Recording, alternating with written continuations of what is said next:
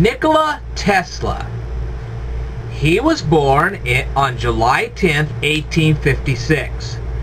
Now, even though the region he was in was a mountainous region, it probably was pretty warm on the day he was born. Okay. Now, he was born in a mountainous region in what is now known today as Croatia. But you have to keep in mind that Croatia was was owned at that time by an empire that was emerging of Austria and Hungary. So Austria and Hungary once had an empire, and part of that empire was what we call today Croatia. Okay? Now,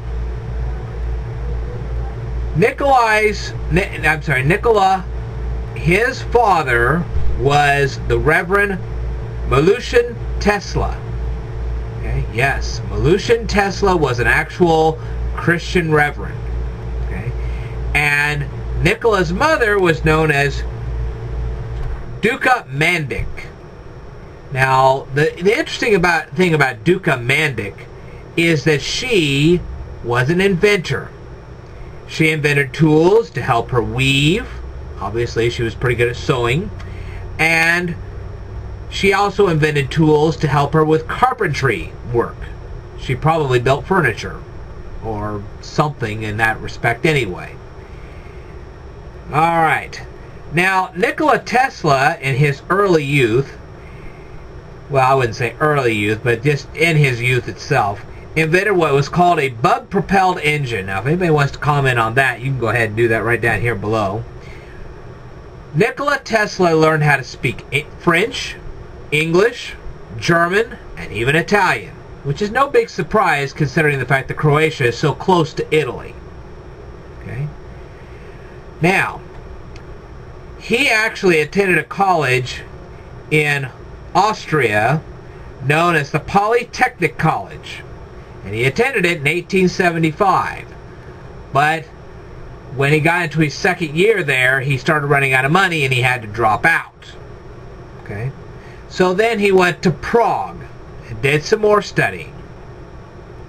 And that's how Nikola Tesla became the person that we know today. His mother's influences with all of his education, being brilliant in both mathematics and also brilliant in 4 different languages, you name it. This was one smart cookie. But why do we even care about him? Well, Nikola Tesla invented a special type of coil, and this coil is often used in Faraday cages. Now, who in the heck was Faraday? Well, that would be Michael Faraday, and Michael Faraday was originally a chemist. And Michael Faraday invented these, well, really not invented, but he created these theories about electricity, which ultimately led to the creation of the Faraday cage. Now, Michael Faraday himself did not create that cage, but his theories allowed the cage to be created, and when it was created, it was attributed back to him. So, if you use the Nikola Tesla coil with the Faraday cage, you can demonstrate a lot of electrical properties. And that's why they get attributed to both of those guys. Okay? Nikola Tesla believed in alternating current, which was directly a contradiction to Thomas Edison, who was a devout believer in direct current.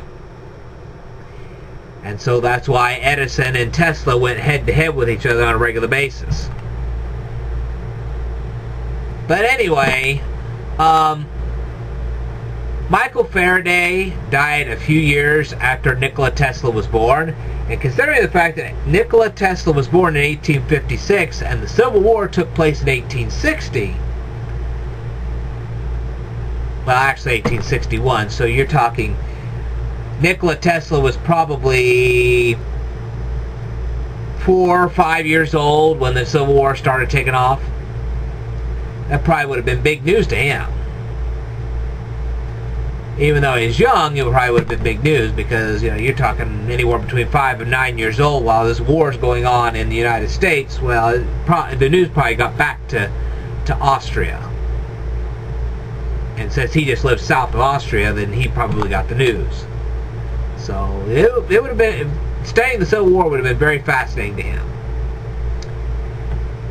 Anyway, now you know some stuff about Nikola Tesla. There will come a point in the future where I will talk about Tesla a little more deeply, but I think that will be sufficient for you for now. I will tell you more in a future video, so stay tuned.